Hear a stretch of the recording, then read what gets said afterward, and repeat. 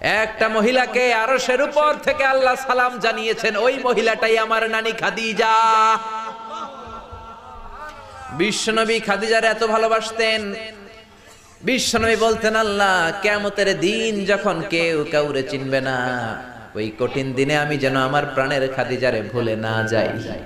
খাদিজা ইন্তেকালের পরে বিশ্বনবী নিজ হাতে দাফন কাফন করলেন, কবরের সামনে দাঁড়িয়ে দোয়া করলেন। দোয়ার পরে সব সাহাবীরা ঘরে ফিরে যায়। আবু বকর বললেন, নবী চলেন ঘরে ফিরে যাই, দাফন শেষ, কাফন শেষ, দোয়াও শেষ। বিশ্বনবী বললেন, না আবু বকর, আমি যাব না, তুমি যাও। আমি কবরের সামনে দাঁড়িয়ে থাকবো, যেই মহিলাটাকে এই কবরের মধ্যে আমি শোয়ালাম রে আবু বকর, এই মহিলাটা সাধারণ কোনো মহিলা নয়, আমার বিপদের দিনের সঙ্গিনী খাদিজা। মক্কায় এই মহিলাটাই আমার হাতে প্রথমে কালিমা পড়ে ইসলাম ধর্ম গ্রহণ